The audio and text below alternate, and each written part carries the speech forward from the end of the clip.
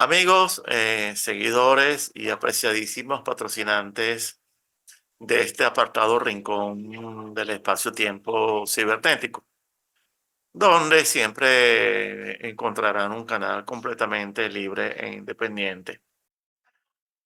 Una vez más tenemos con nosotros a Eric, que yo la llamo la estrella del canal, porque sus videos son sin lugar a dudas los videos más populares del canal, los que más aprecia la gente y los que más pide la gente. La gente. Eh, una vez terminado el video, cualquier video con Eric, ya comienzan a pedir para cuándo el próximo, ¿verdad? Bueno, yo prometo que seguirán los videos, pero que no puede ser, los videos no pueden ser todos los días, lamentablemente. Eh, Eric, hoy vamos a tratar un tema que es particularmente conveniente tratar contigo, porque tú fuiste una persona que no solo vivió en Francia, sino que además conoce Francia, que por cierto, son dos cosas no necesariamente iguales. Hay gente que ha Correcto. pasado, hay gente que ha pasado por los países y como que los países no se les quedaron grabados. Tú viviste en Francia, tú viviste además en Francia en un centro intelectual y muy importante y además has seguido en contacto con Francia y por lo tanto conoces, estás muy bien, digamos, actualizado de Francia porque nunca has dejado de hacerle seguimiento a ese país, ¿no? Entonces, antes de que la gente se queje, yo voy a leer una pequeña introducción que les juro que va a ser muy corta. Y con esa introducción vamos a entrar al grano. Y la voy a leer. Y se trata de algo que escribí el 25 de abril de 2022. O sea, le falta un mes para cumplir 2 años. Y fue justamente a raíz de las elecciones en las cuales fue reelecto Macron. Se trataba de un hilo cortísimo y que se le puso como título Francia, el gato pardo con garras, ¿no? Los gatos pueden esconder y sacar las garras, ¿no? El gato pardo francés es un gato pardo que sabe retraer, retraer sus garras, pero también sacarlas cuando hizo falta. Por ejemplo, las sacó cuando hubo lo de los Gilets jaunes, los chalecos amarillos. Leo, y así no se, ya, leo y no perdemos más tiempo. El resultado de las elecciones más aburridas e inútiles del hemisferio occidental poco importa. Si hubiese ganado Le Pen, el caos estaba garantizado a las pocas horas. Y con Macron será más o menos lo mismo. Francia necesita controlar su propio caos, también para poder ocuparse de la retaguardia sometida de sus territorios coloniales en África y de algunos asuntos pendientes en el Mediterráneo, áreas donde desde hace un tiempo soplan vientos de tempestad, insuflados por China, Rusia y Turquía. Y Francia además necesita mostrar sobre todo que es tan fuerte y resoluta como Inglaterra y los Estados Unidos, naciones que ellas también provocarán sus propios caos internos como ruta indispensable para lograr el novus ordo seclorum. Pero cuidado con la ibris. Cuidado que ya es notable y prepotente en estos prolegómenos a la fase delirante. A ver, Eric, te cedo la palabra. El programa es tuyo. Gracias amigos, gracias Federico. Quería hacer un comentario breve de tu artículo. porque en aquel momento de las elecciones todavía se aplicaba, se llaman ellos el blocage, o sea, la barrera contra Le Pen. Y es posible que Le Pen gane las elecciones ya completamente domesticada, sería una Meloni más, ¿sí? Con lo cual realmente el gato pardo se perfeccionaría al extremo, ¿no? Es decir, ya no habría nada que temer, ¿no? Sería más bien perfecta en esa situación porque por lo menos por un tiempo galvanizaría la centroderecha francesa, la derecha francesa, que es la única que más o menos está, digamos, un sector de la izquierda de Mélenchon y la extrema, un sector pequeño, pero un sector, y de la extrema derecha francesa son los únicos que más o menos están pensando algo, ¿no? Entonces, con Le Pen polarizaría a esa izquierda de Mélenchon y además galvanizaría por un tiempo, haría ganar mucho tiempo al Estado francés. Entonces es muy probable que gane Le Pen. Pero ya, te repito, sin ningún miedo, o sea, una Le Pen ya, que nunca fue su padre, pero ahorita aún menos, completamente Roma, perfecta, adaptada a los nuevos tiempos, y, acólita de von der Leyen como toda autoridad euroautorita, ¿no? Que sería una Meloni, eso. Se alejó totalmente de Rusia, de sus simpatías rusas. Sí, a lo mejor en la retórica hay alguna felicidad, ¿no? Siempre hay, pero digamos, la línea va a ser esa. La línea va a ser von der Leyen. Ok. Yo decía en mi hilo que Macron viene dispuesto a crear una operación caos. Y te lo digo porque yo, de parte de un amigo francés muy querido que conozco desde hace muchos años, él no es un político, él no es un seguidor de la política, pero él tiene sus agudezas, ¿no? Y le gusta la historia, por lo tanto, eso sí le proporciona a él cierta visión interesante. Él dice que hubo 4 revoluciones en París. O sea, después de la Revolución Francesa, hubo otras 3 revoluciones en París, ¿no? Finalizando con la última, la de 1870, que fue la verdadera Comuna de París. Pero hubo 4 revoluciones en París en 80 años, ¿no? Esta, la de 78 y la de 70-76, sí, la Comuna de París, la 70, la Comuna de París, las cuatro grandes revoluciones del siglo XIX. Bueno. Y él dice que en estas revoluciones siempre ganó la élite. O sea, el pueblo parecía que en determinado momento podía lograr algo, pero siempre puntualmente las élites terminaron ganando. Y él dice que eso nunca ha dejado de ser así. O sea, que son las élites francesas se han vuelto especialistas en ellas No, mismas no puedo- o provocan el caos ellas mismas o infiltran al caos, ¿verdad?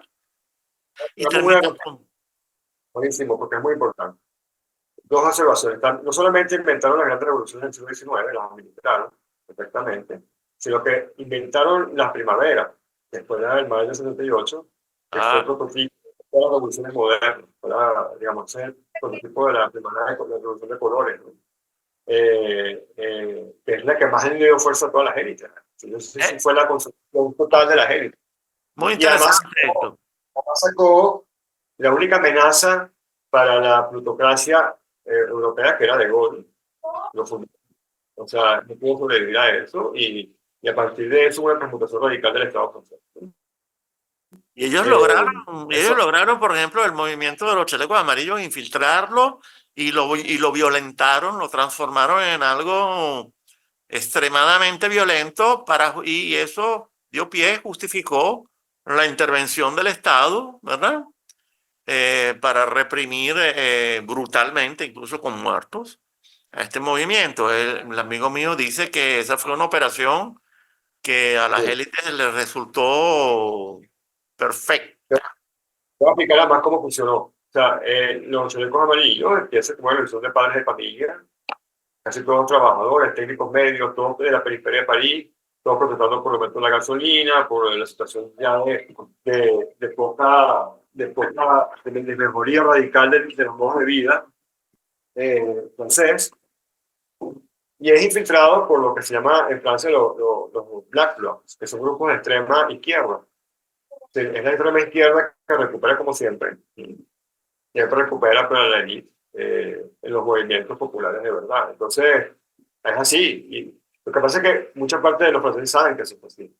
Eso ciertamente justificó entre comillas, la intervención que fue muy violenta, pero no dejó, pero más o menos una gran parte de la presión está muy claro de qué fue lo que pasó. Sin embargo, a partir de ahí se instaura obviamente cierto pánico, o sea, no pánico, cierta depresión, cierta tristeza, cierta impotencia en la población francesa, que además se galvaniza por otro lado con estas quemas, eh, digamos, de hijos de migrantes, esta hijos de migrantes que realmente capturan al grueso de la población, ¿no? Si la capturan entre la extrema izquierda y que infiltra, y este caos atizado, siempre en un momento muy particular, que tiene que ver con los hijos del bandido, con los hijos de la periferia, con los hijos de migrantes, ¿no? Todos de origen magrebí. Eso también es una de las revoluciones. Sí, yo creo que desde el 1789 Francia es el país más experimental del punto de vista político en ese sentido. O sea, de hecho, los grandes paradigmas, además de la Revolución Americana, que es otra cosa, pero no podemos hablar de eso, de control de población, ahí. De hecho, Francia fue el que inventó la sociología, la estadística. Fíjense que la palabra estadística viene de ciencia del Estado, estadística, es decir, cómo el Estado debe hacer para controlar la población. Entonces, la sociología, que es una rama del Estado, para controlar las ciencias sociales, que son ramas del Estado, epistemológicas para el control, el control, el flujo, eh, la mesura de la población, todo se inventó en Francia, ¿no? De hecho, el término sociología, eh, que aparece en la Revolución Francesa, es como ciencia de la sociedad, pero en el sentido de cómo controlar la sociedad, así cómo el Estado tenía que saber cuántos niños morían, cuántos niños morían, cuánta gente estaba descontenta, etcétera, etcétera, ¿no? Entonces, realmente, Francia inventa la política moderna, que es Y ha, precisamente... y ha llegado a algo increíble para mí, y es que con la famosa École Nationale, ahora no me acuerdo el nombre completo, Francia educa y capacita a su propio Estado profundo, su propio deep state. O sea, la parte funcionarial del deep state la prepara al mismo Estado francés para asegurarse de esa continuidad a prueba blindada, ¿no? O sea, Todos pasan por los mismos hijos de las mismas familias, que más o menos pasan cómo se llama esa escuela? Que no me viene el nombre. por la gran escuela de la INA, que es la gran escuela de administración pública, de Sciences Po, que es ciencia política. O sea, son las dos grandes escuelas de la administración pública francesa y prácticamente para llegar más o menos a algún puesto medio, medio alto y arriba, tienes que haber pasado por ahí, si no, prácticamente no. De hecho, cuando tú entras a estudiar como estudiante ya eres funcionario, un estudiante que entra ahí ya es funcionario, es pagado por estudiar ahí, es considerado un funcionario. Llegó un poco retrasada Aura, que estaba teniendo a nuestro técnico de la estufa, de la calefacción, muy importante, ¿verdad? Eh, Aura quería participar en el programa, no sé para qué. Ey, no sé cuáles son las intenciones con las cuales ella viene. Viene. Yo tengo un tema más o menos mm, estelar que es el que voy a terminar de lanzar dentro de algunos minutos. Pero vamos a ver qué es lo que Aura quiere preguntarte, quiere saber de ti sobre el tema francés. Hola, Aura, qué gusto verte, saludar. Hola, Eric. No, yo en realidad, yo como te había comentado, yo tengo ya 4 años observando Francia y estudiando Francia en el sentido que todos los autores con que trabajo, mis autores principales, aunque no son franceses, desarrollaron toda la carrera en Francia y trabajan a su vez con otros autores franceses. Y la claridad del problema, o vamos a decir el diagnóstico del entorno global es impecable y no de ahorita, muchos años atrás. Yo lo único que veo y veo una conflictividad muy grande en todos los aspectos Veo que cada vez le están echando más gasolina al malestar, ¿no? Es como intencional. Y lo único que estoy observando, que es otra, que vamos a decir que es más hacia mi área, es cómo primero es el primer país en el mundo que constitucionaliza el aborto, el derecho al aborto. Primero, después vino todo el tema, todos los anuncios de la guerra, y en este momento está el debate, porque el debate no, ya anunciaron que en verano hay la discusión en la Asamblea para la legalización de la eutanasia. Entonces, vemos plenamente la cultura de la muerte, vemos plenamente cómo se está avanzando de una forma como lo que yo llamo injerto, ¿ok? Porque son modificaciones que se están haciendo, que incluso de una forma u otra violan la Constitución. ¿Cuál es la Son, pregunta? no, es un comentario, no es una pregunta. Entonces, Perdón. no, yo de Francia no sé nada, solo lo que te estoy comentando es lo que observo. Yo veo una altísima conflictividad social que a mi punto de vista pudiera terminar en un conflicto civil.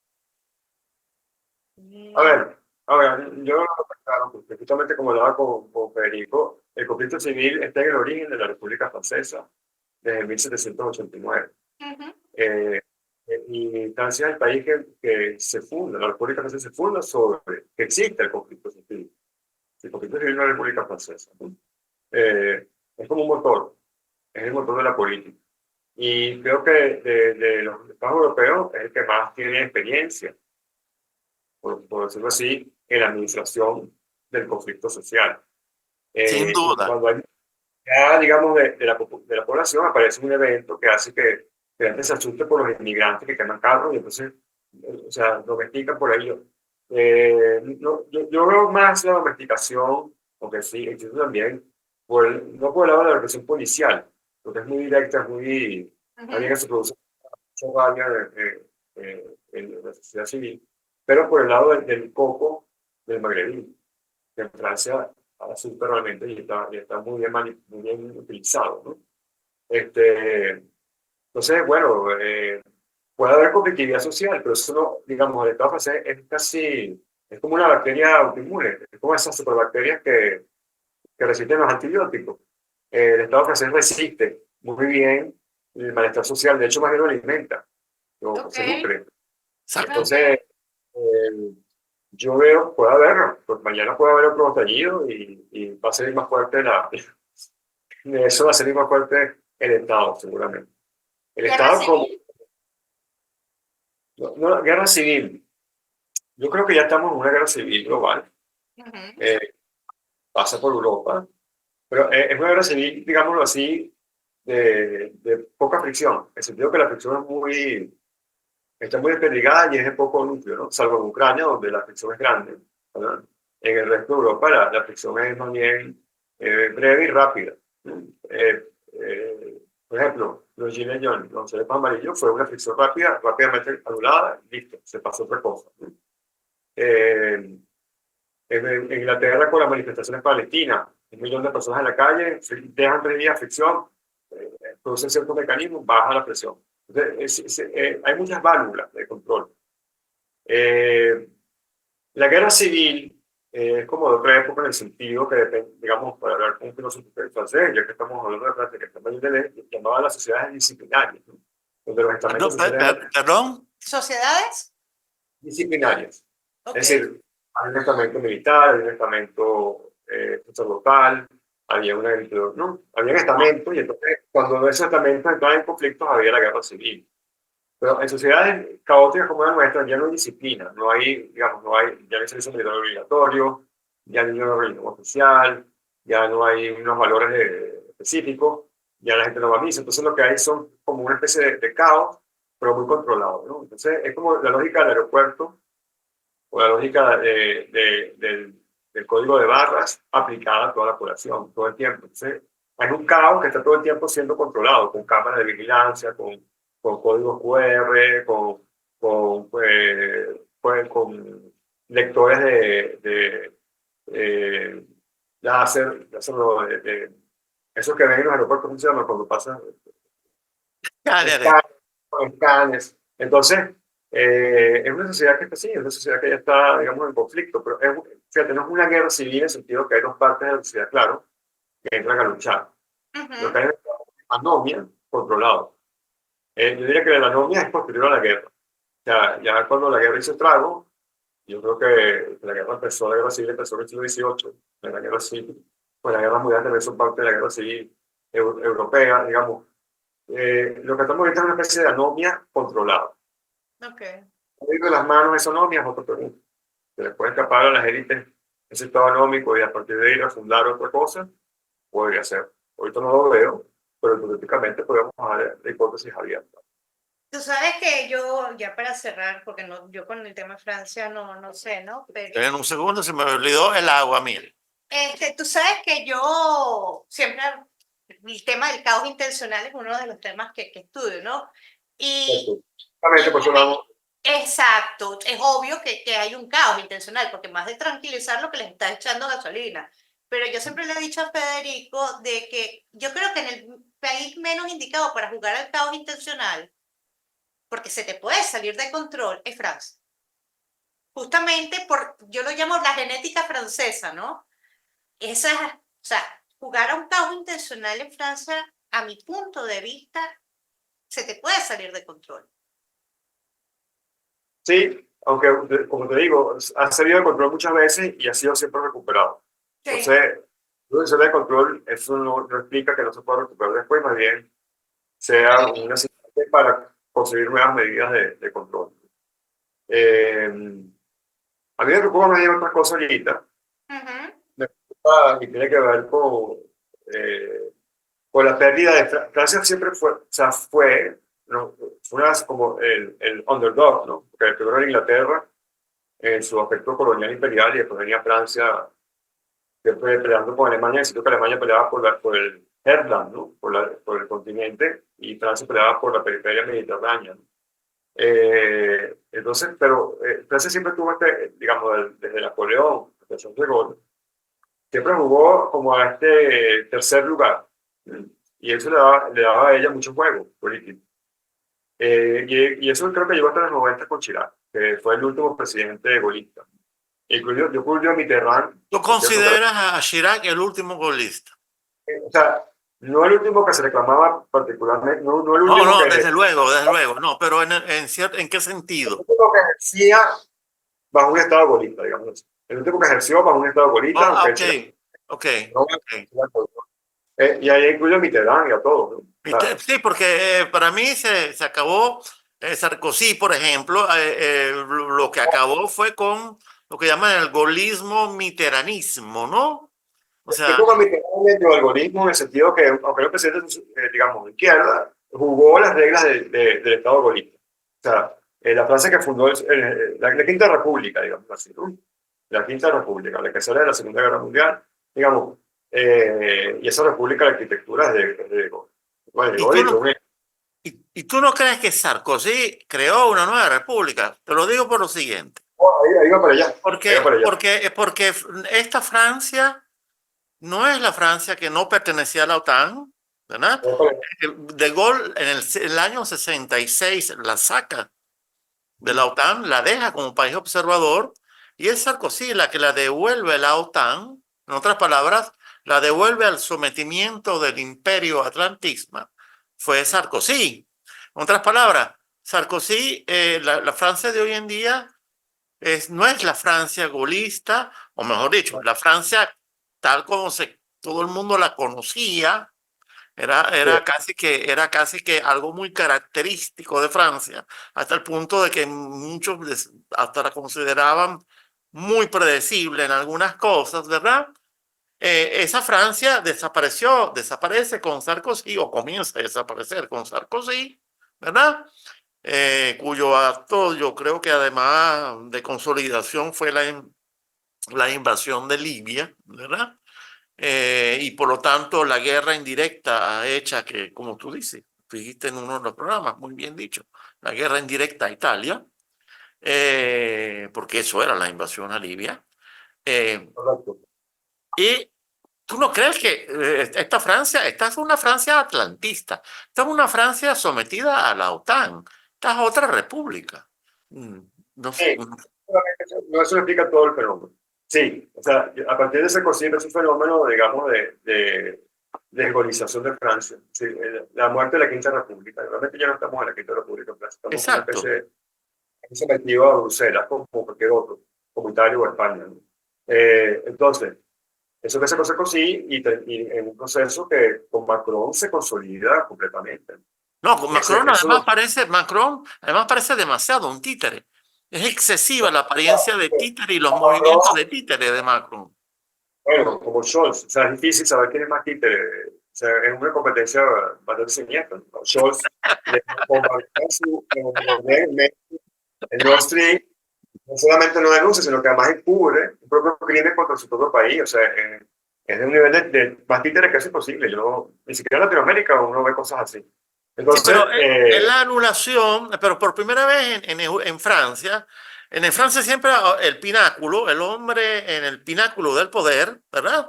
Era particularmente importante, siempre en su historia, ese ¿no? fue, El que ese estaba fue en la cima era particularmente importante.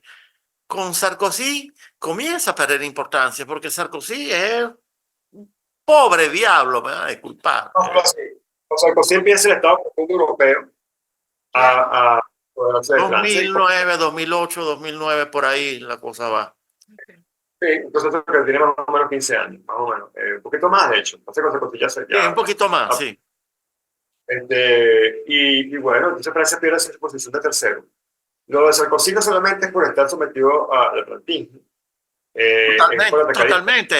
Es un neocon. O sea, Sarkozy Libia. es un neoconservador, es como los neoconservadores gringos.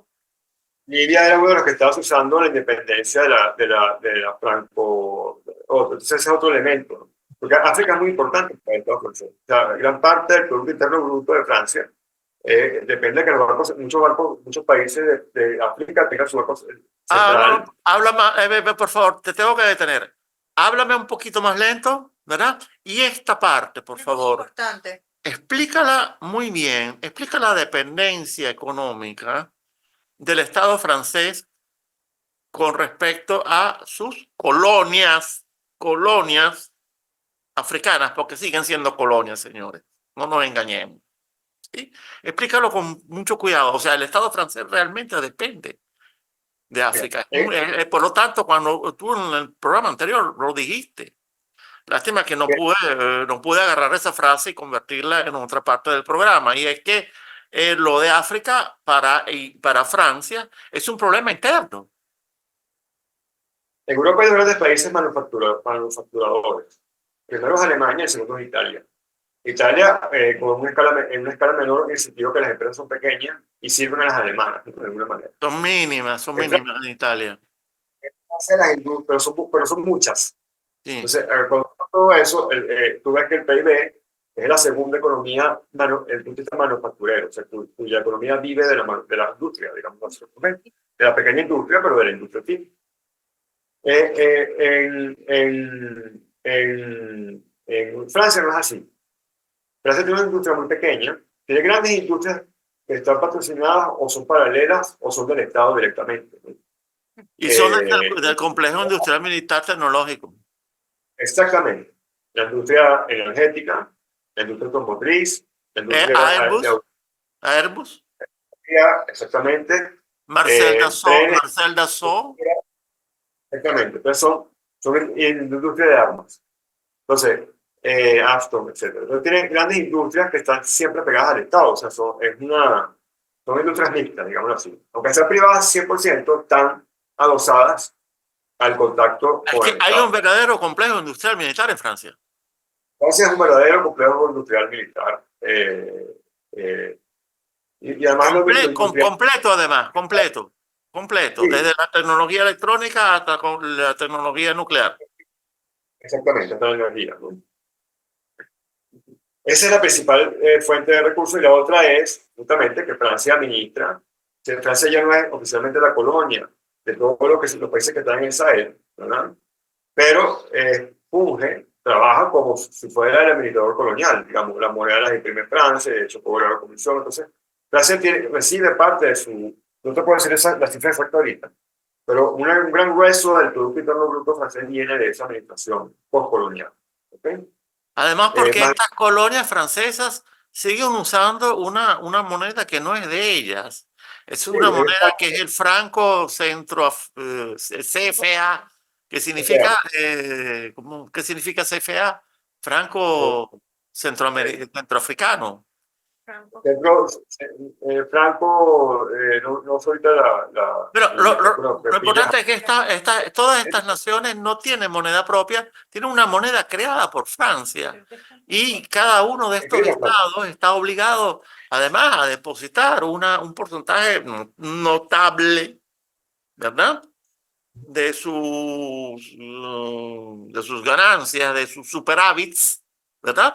En el Banco Central francés. O sea, el Banco Central francés dirige, tiene una injerencia enorme, importantísima. Imagínate tú, estamos hablando de un centro del Banco Central, no de cualquier estupidez, sobre estas colonias francesas. O sea, es una situación que cuando uno lo comienza a estudiar, ¿verdad?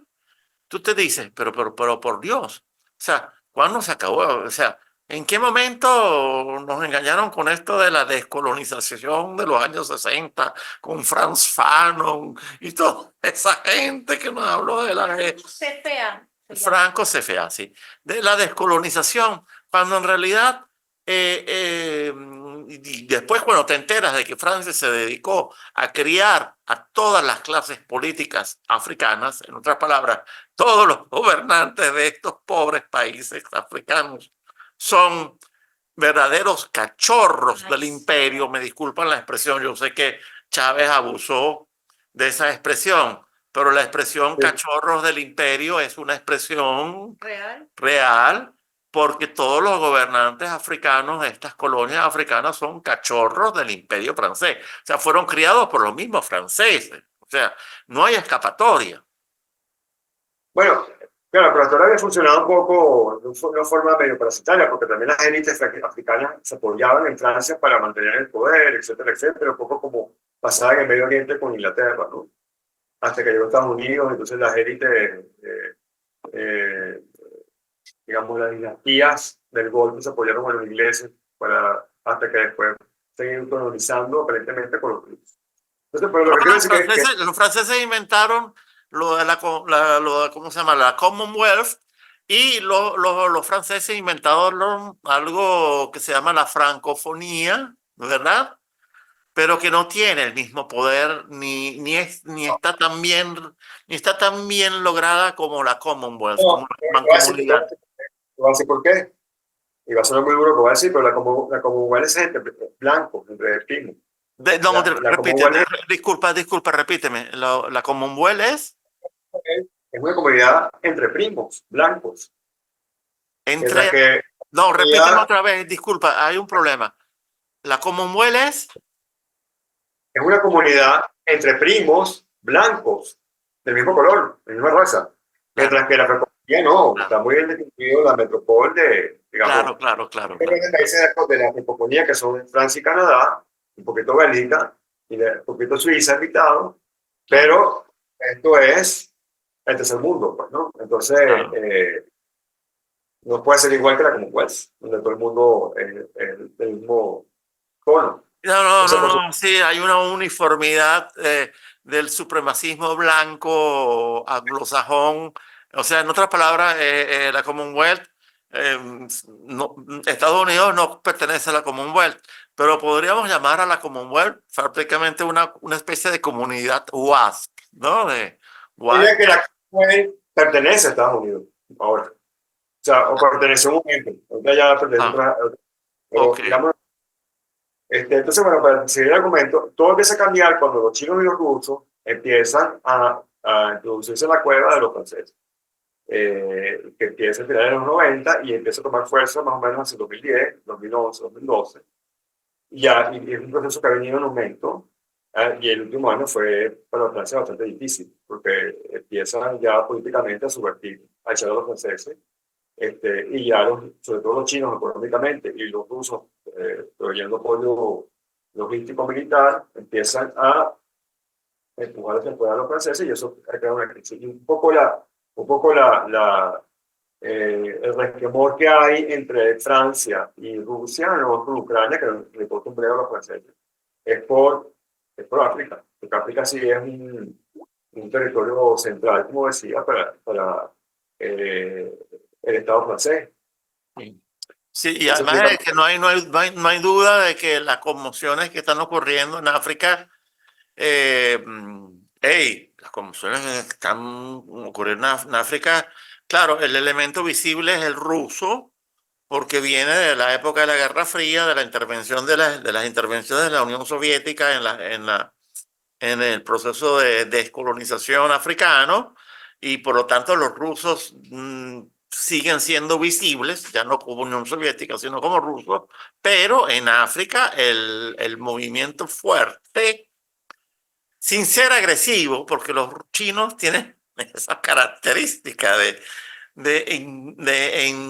digamos, de conquista, ¿verdad? Conquista económica, financiera, de inversión, de Es injerencia, muy pero sin mostrar claro. en ningún momento elementos agresivos. O sea, no vas a ver a ningún chino en África cargando un fusil, ni un solo chino cargando un fusil. Vas a Así ver que, a un chino con un casco y un plano chequeando la construcción de una, qué sé yo, de una represa o la repavimentación de una carretera, ¿entiendes? Pero los chinos están actuando fuertemente en África. hay otro factor que explica la transmutación de Francia también en estas últimas décadas. Fíjate que Francia fue la que inventa la división entre iglesia y Estado. Y no Sí, obstante, no correcto. obstante, no dejó de ser una potencia católica, la potencia católica, porque el país, en la época, hasta el único país desarrollado, hasta hace poco, sí, hasta los años 60, del catolicismo. Llegó a ser Digamos, tan potencia católica que Francia logró desplazar al papado de Roma a Aviñón. Francia fue siempre, desde el siglo XII, XI, XII, Muy la gran importante, potencia. muy La gran potencia. importante. Esto es muy importante. Exactamente. Junto con la Revolución Francesa, que era atea, Francia, como Estado, nunca permitió quitarse el puesto de potencia católica. Y el Charles de Gaulle es el último también que mantiene ese. Por eso que todos los países en América Latina eran muy francófilos, incluso porque era una potencia y era católica. O sea, a diferencia de la potencia protestante, era el único referente que podía ser a la vez latino y católico. Mira, te doy un Entonces, ejemplo eso muy es. simple. El Colegio Francia de Caracas, tú entras, mi hija estudió en el Colegio Francia, en Caracas, tú entras al Colegio Francia y la primera estructura que tú ves entrando al Colegio Francia es la iglesia. La capilla. Exacto, que el Estado francés lo usa, pero está ahí es la primera comunión todavía, etc. Fíjate que eso en Francia sería imposible. Mi hija ahí hizo su primera comunión. En Francia es imposible, en Francia eso es ilegal, ¿no? Pero eh, hasta los 60, hasta el mayo francés, eso digo que es la primera esa fue la primera gran bomba atómica que le dieron a Francia realmente. Hasta el mayo 68, Francia fue una potencia católica. Aunque se estaba laico, pues era como Estado laico, desde el punto de vista geopolítico, se rindió siempre como la potencia católica porque era un peso. Entonces, En teníamos. contraste con Inglaterra, que inventa más bien la religión de Estado. Exactamente. Entonces, muchos colegios católicos en el mundo formaban los jóvenes de la élite. Incluso en Italia. En Italia había dos grandes colegios en Roma que eran de monjas católicas francesas. En Sí, Alemania, en España. sí, Era cómo no. de todos los países católicos, era el referente porque era el país más desarrollado de todo. Primero había sido el más potente de la Edad Media y además después fue más desarrollado industrialmente, porque digamos en los años 40, 30, 40, 50, España, Portugal y Francia eran prácticamente del tercer mundo comparado con Francia. Digamos, la gente inmigraba, para los portugueses, italianos y españoles inmigraban, no al revés. Entonces, pero al emigrar en los 60 empieza ese declive y ya está más o menos ya había esa distinción. Había muchos franceses que se quieren ir para España, pero Eso también es importante tenerlo en cuenta, porque eso, para mí, eso es otro signo de Y identidad. y en la relación España-Francia, además, hay un elemento muy particular que es el País Vasco, ¿no? Compartido. Ya hay un pedazo que es también un corredor cultural de atenciones, pero también muy de comercio muy interesante, que es el País Vasco, Es un País ciertamente. Vasco francés. Ahora, la pregunta que, digamos, estelar que yo quería hacerte, ¿no? Pero que bah, eso de estelar es una pretensión mía, que yo me las creo, que me la estoy comiendo, ¿no? Porque además el tema francés, eh, tus exposiciones sobre el tema francés justamente nos ilustran sobre la complejidad de lo que es ser una verdadera nación desarrollada, ¿no? O sea, algún día me gustaría hacer un programa contigo para explicarle a las personas qué significa ser una nación desarrollada. ¿Me explico? O sea, ¿qué significa ser una nación supuestamente del primer mundo? ¿Qué Yo, no- significa yo, ser? yo lo pongo lo mismo, o sea, para mí no es lo mismo, pero bueno, lo hablamos otro día. Sí, sí, Eh, sí, exacto. las Por naciones más ejemplo, pobres, ricas en su desarrollado.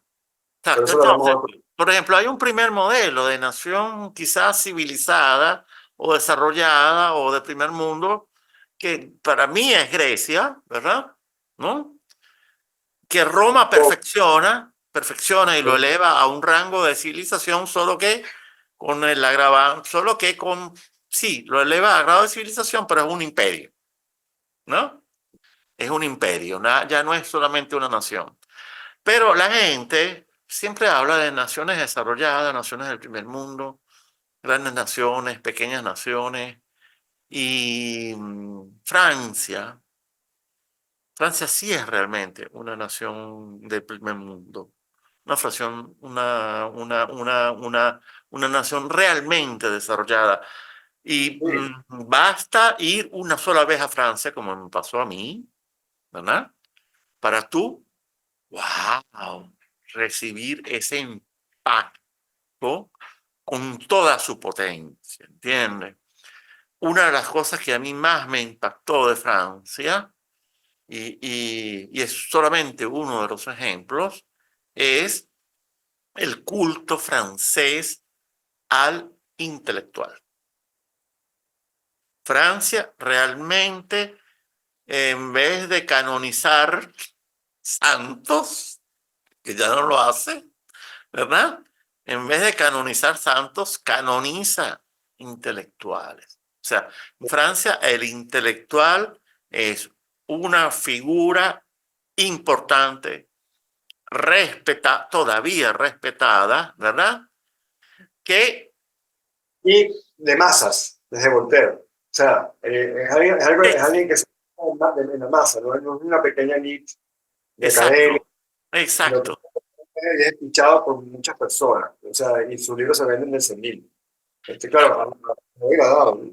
Yo, por ejemplo, un libro de Manuel Todd, que es un gran intelectual contemporáneo, cuando se trata de los clásicos, sino a nivel actual, puede vender 50.000 ejemplares. Y tú ves a gente, trabajador que sale de la fábrica en el metro leyendo un libro de Manuel Todd todavía. Por supuesto, eso está cambiando también, ¿no? Porque estos también son estados que están estupidizando como el resto de Occidente. ya.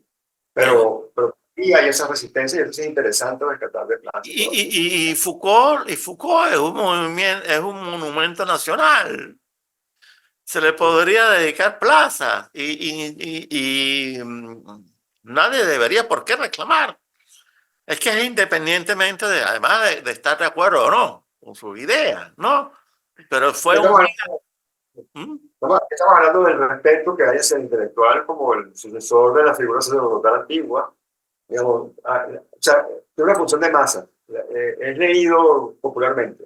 Eso es muy raro de ver, porque en otros países hay grandes intelectuales, pero son de muy pequeños círculos. Al menos que sean intelectuales muy del status quo, que salen en el Sí, CNN. claro, claro, claro, claro, Digamos, sí. pero hablando de intelectuales de verdad, o sea, hay una relación popular Sí, con sí, el sí. intelectual. Lo que pasa es que yo veo una injusticia histórica y te lo voy a exponer inmediatamente. La gran injusticia histórica es que la filosofía la dividen entre Grecia ¿verdad? Y Alemania, ¿no? Hasta hacen bromas sobre eso, ¿no? Hasta hacen partidos de fútbol en donde por un lado va filósofos franceses, digo, griegos y filósofos alemanes, ¿no? Como si la gran filosofía Y Francia. una vez fue de Grecia y después fue solamente de Alemania. Y a mí me parece eso extraordinariamente injusto, porque el aporte de Francia a la filosofía, para mí, es perfectamente comparable, si no superior en algunos aspectos, seamos justos, a Alemania. Sin embargo, Francia, no sé por qué, se queda como tercera. Francia se queda como tercera, tienes razón en lo que dijiste antes, ¿no? Por alguna razón Francia se queda como atrás, ¿no? La filosofía francesa se diluye en cosas que no son filosóficas. Bueno, ya estamos hablando de filosofía, no de Francia, pero digamos, hay una tradición que va de Kant a Heidegger, que no puede poner cosas como uno en un mismo aliento de 200 años, 150 años, 200 años, donde tienes a Kant, a Hegel, a Marx, a Schopenhauer, a Nietzsche Sí, y a claro. Heidegger. No. Y a 5 personajes. ¿Ok? Entonces, y Hegel explicaba muy bien por qué la filosofía francesa se quedaba atrás. Hegel, que es un filósofo alemán muy importante. Él decía, la filosofía francesa no se entiende porque la filosofía francesa se realiza en la política. Mientras que nosotros no realizamos la política y tenemos que realizarla en los libros, decía Hegel. Entonces, Hegel veía a la filosofía alemana como el sustituto de la política que los franceses sí pudieron hacer y los alemanes no. Es muy bonita esa explicación. Claro, la filosofía francesa se diluye mucho en la ciencia y en lo político, y en las ciencias sociales, que son también las que inventan las ciencias sociales. Entonces, digamos así, la filosofía francesa, bueno, Descartes, que es el papá de la filosofía moderna toda, ¿verdad? Se reconoce ahorita más como el padre de la ciencia moderna. O el ¿Y a padre ti de la no te matemática. parece que eso está bien, que esa es la función que debería cumplir la filosofía? A mí no me parece una injusticia, es lo que te quiero decir. A mí me parece que ahí no es más útil la filosofía, justamente, a la francesa. Porque la Exacto. filosofía, desde el punto de vista idealista, alemán, es muy buena, es perfecta, pero desde el punto de vista académico. O Es sea, idealista. La filosofía alemana es idealista. Bueno, es idealista, se le considera, se clasifica como idealista, pero además no solamente permanece dentro de un pero periodo. uno puede decir que sí. Uno puede incluir el criticismo kantiano, que en Alemania da pie a otras cosas, y en Inglaterra a otros también. O sea, y el Sí. gran idealismo. Sí, es la gran metafísica moderna, ¿no? Pero la gran especulación, muy fina, muy bien trabada, muy además asumida el texto de la historia de la filosofía completa, a los griegos inclusive, hasta Heidegger. Ahora, después de Heidegger, realmente no se produce nada en Alemania, salvo pequeñas No. cositas. Y después de la Segunda Guerra Mundial, Heidegger es la lápida.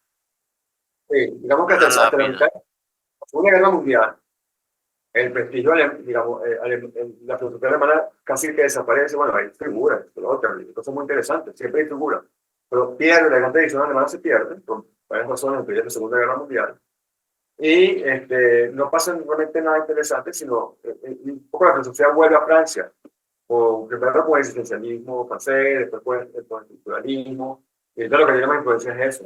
A partir de los Pues, años 60, a partir de los años 60 el protagonismo pasa a ser francés, porque además es una filosofía que expone la piel en la calle, o sea, de además también verdad se lanza al mundo real.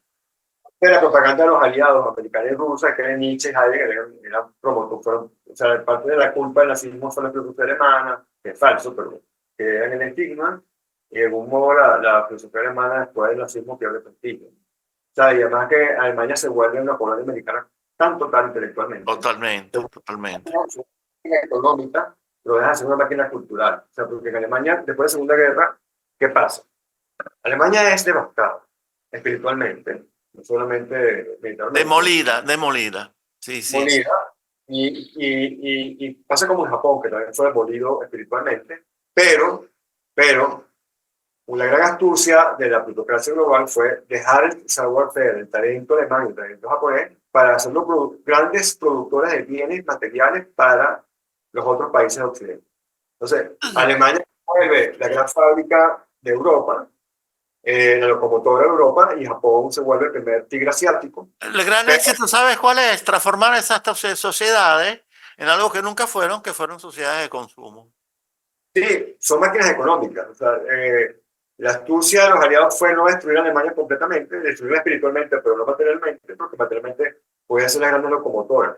De hecho, Alemania fue la gran locomotora de Europa y Japón fue la gran locomotora de hace mucho tiempo, hasta que los chinos y el resto fue. Pero fue un momento, en los años 50, 60, era el único país que realmente tenía una economía pujante, Japón, ¿no? Y todavía sigue siendo la punta de lanza y paradigma para muchos otros productos, ¿no? Carros, cámaras. Entonces esto es interesante verlo porque hay, digamos, lo que uno llamaría imperio, ahorita con el sentido que no está muy lejos, por eso lo te va a buscar, pero no está muy lejos el sentido que le da Antonio Negri, a tu uso de la palabra imperio. No, algunos países lo devastan completamente, ¿no? O sea, Ucrania porque es un país desechable, pero los países que pueden ser esclavizados económicamente, ¿cómo que Alemania está esclavizada económicamente? Si Alemania, la gente vive mejor que en Italia. No, está esclavizada económicamente porque fíjate que el desarrollo económico de Alemania no se refleja en su potencia cultural. Como potencia cultural, Alemania está completamente castrada. No, O sea, no, no hay. los alemanes, los alemanes andan, yo que te lo digo, estuve 4 años en Alemania, los alemanes están idiotizados. O sea, además le pusieron 50 años de mortificación culposa, o sea, ya, es decir, y después le quitaron todo su propio valor hacia su tipo de escritura. Son el Entonces, triunfo de la corrección política. O sea, si alguien quiere buscar un ejemplo de cómo la corrección política puede destruir, ¿verdad? A una nación en el sentido de su persona, Alemania es un ejemplo perfecto. La corrección política alemana es insoportable, es prácticamente asfixio.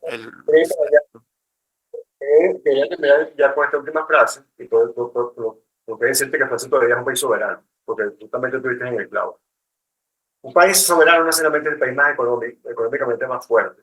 Un país puede ser económicamente más fuerte, pero está esclavizado culturalmente. Los grandes ejemplos son los perdedores en la Segunda Guerra Mundial, que son Francia, que son, perdón, Alemania, Italia y Japón. Italia se vuelve el paraíso turístico y la Dolce Vita, ¿no? Pero se vuelve como el jardín de turismo de los americanos. Japón se vuelve la gran economía Italia es la Costa Rica de Europa, y Alemania se con los vuelve americanos. la automotora europea. Pero ninguno de estos tres países, después de la Segunda Guerra Mundial, han tenido la vanguardia cultural, ni intelectual, ni científica. ¿Te das cuenta por eso? Entonces, pero en Francia, en cambio, que no es ni locomotora de nada, más bien un país fuerte, pero que es como autocontenido, sí sigue habiendo todavía una postura cultural propia. La Italia que sigue habiendo, a pesar de todo lo que hemos dicho aquí, Y soberanía. no se resignan, Exactamente. no Entonces, se resignan, que es lo admirable. lo que yo quería decirle a Aura, que también me hizo la misma pregunta, a mí no me preocupa una confederación civil. A mí me preocupa que terminen de arrodillar a Francia, los propios franceses, el propio aparatchik de la plutocracia europea, como Macron, y la vuelven verdaderamente una cultura nunca, como el resto de los otros. Como el resto de Europa. Entonces, eso sí me inquieta mucho. Ahí no sé, ahí estamos 50-50, veremos qué pasará en el futuro. Mira, yo Hablamos de la guerra con Rusia, pero no sé si tocamos el tema en estos últimos 5 minutos que me quedan o lo damos para otro programa. Dale. No, mira, si quieres lo dejamos para otro programa, porque yo tenía una pregunta estelar que tenía que ver con una cosa que tiene que ver con el tema militar en Francia. Pero cónchale, yo no sé hasta qué punto tú tienes alguna No, información o conocimiento sobre ruidos de sable o simple y un poco llanamente. preocupado, estuve un eh, poco preocupado hace unos días, en martes, de hecho, estuve preocupado porque, concha, esto está muy grave. Pero después empecé a ver los programas franceses y me di cuenta que explicando cómo iban a hacer las tropas francesas. Y me di cuenta de un dato que te lo dejo muy interesante, que hay que seguir aquí. Todos estaban puestos del lado occidental del Níger, dando la impresión de que la guerra estaba perdida y que lo que iban a hacer los franceses con Alemania y Polonia era garantizar el occidente de Ucrania. sea, pero si tú te pones a analizar eso, eso no es una cooperación, eso es más bien un reconocimiento de que el lado oeste de Ucrania y el sureste ya es ruso. Entonces, eso es una hipótesis que todavía estoy trabajando porque no está claro. Sí, sí, ¿Es eso? ¿Es eso aunque o es yo, una locura?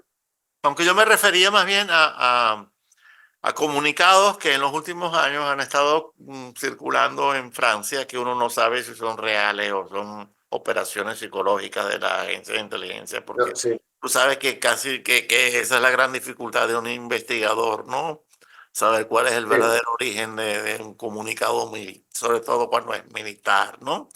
Pero ha habido estos comunicados de descontento de militares obviamente retirados. Hubo uno muy fuerte en donde se insinuaba directamente la posibilidad de que Francia estuviese ya enfilada directamente hacia una guerra civil, ¿no? Ese causó mucho revuelo. Yo creo que ese puede haber sido creado perfectamente por los organismos de inteligencia, ¿verdad? Es muy sospechoso. Sí, Además, es color, y tiene- demasiado sospechoso porque es demasiado satisfactorio, ¿no? está muy de guión, muy de cajón. Sí, sí, muy de cajón, ¿entiendes? Cuando un comunicado me satisface mucho, ya no me gusta mucho. Mira, Eric, yo creo que los temas que han quedado son muy importantes todos, ¿verdad? El programa ya ha llegado a una buena duración, ¿verdad? Ha sido muy rico y yo creo que vamos a dejarlo hasta aquí, ¿verdad? Y vamos a continuar con esta conversación sobre Francia, porque a la gente dirá, pero otra vez sobre Francia, otro programa más sobre Francia. Pues sí, todos los programas que hagan falta sobre Francia, porque Francia Vamos a ¿Mm? Francia y Europa, porque la situación europea, ahorita Europa es un escenario. Antes, o sea, de hace mucho tiempo que Europa no es un escenario, desde los Balcanes. Un Sí, escenario en sentido, pero, pero Europa, todo el mundo, Europa está en boca de todo el mundo. Pero Europa es algo sobre lo cual la gente no tiene jamás una idea clara, ¿entiendes? Sobre Francia en particular, la gente tiene una tendencia alarmante a tener ideas totalmente equivocadas sobre lo que es Francia, ¿verdad? Alemania es otro tema que me gustaría que más adelante tratáramos, no sé hasta qué punto lo dominas, pero es un tema tan importante como el de Francia. De hecho, Francia y Alemania son Europa en el fondo, son el corazón de Europa, ¿entiendes? Entonces vamos a dejar eso, esa continuidad, porque además la gente, como pide, o como va a pedir muchas entrevistas con Eric, pues bueno, no podemos agotar todos los temas en un solo programa. creo que sea total, no tener que hablar de Venezuela, que es una cosa demasiado triste y aburrida y sin esperanza y sin sentido de conversar, porque yo estoy haciendo lo mismo hace 10 años y exactamente lo mismo lo que pasa, y no, me siento como un periquito. Hablamos de cualquier otro país. No, yo hace años, yo no sé si tú eres testigo, yo hace años puse en Twitter, advertí en Twitter y al final puse casi que un Twitter que es como una lápida, lo tengo, lamentablemente lo perdí, pero yo les avisé a la gente, señores, yo ya no me voy a ocupar, no ocupar, ya yo no voy a perder tiempo vital, importante, ¿verdad? En mi vida, desperdiciándolo en la política venezolana. No lo voy a hacer. A veces un Eso no significa que haya dejado de querer a mi país. Eso no no, significa que no esté preocupado por mi país. Eso no significa que yo desee profundamente que Venezuela algún día, ¿verdad?, recupere su condición de país decente, de que deje de ser un país de criminales, ¿verdad? Un país constituido por criminales, por una cafia de criminales mafiosos, traficantes, y vuelva a ser un país más o menos normal. Eso no significa nada, pero yo no comento más política venezolana. Con relación al de las setas del sueño. sí, la Z. La gente, fíjate, hay un desconocimiento, son 25 años, Eric, y hoy es el día que a la gente no tiene un diagnóstico claro del origen de nuestra tragedia. Sí. Porque no tiene mucha porque gente, está hecho porque no lo tenga. Todo está sí, hecho para que porque no, nadie lo ha estudiado de la manera correcta porque siempre te encajonan en las tesis hegemónicas. lo Cuando a mí me reclaman mucho, ¿no? Que yo abandoné el tema, la gente no se da cuenta que Venezuela es parte del sistema de la gobernanza global. Es un ecosistema. claro. Entonces, cuando tú estás hablando, todo esto que estamos hablando, ¿verdad? De Europa, aunque la gente no lo vea, está íntimamente relacionado. O sea, la gobernanza global, Venezuela no está aislada de la gobernanza global. Vamos a tener programas con esa idea y con un tremendismo a lo Federico. Yo digamos que el chavismo es pionero del siglo XXI. Muchas gracias. Bueno, Eric, vale, muchísimas gracias. Como siempre, Vamos, no solo es un placer, sino que es una experiencia extraordinaria conversar contigo, porque eres una persona capaz de transmitir una avalancha de conocimientos utilizando un Muy lenguaje sencillo. perfectamente comprensible para todo el mundo. Yo creo que esa es una de las claves, no, no Es la creo, clave. es la clave principal de tu popularidad. Gracias, Eric, nos vemos pronto. Cuídense mucho. y nos veremos muy pronto. Seguramente nos veremos muy pronto. Gracias.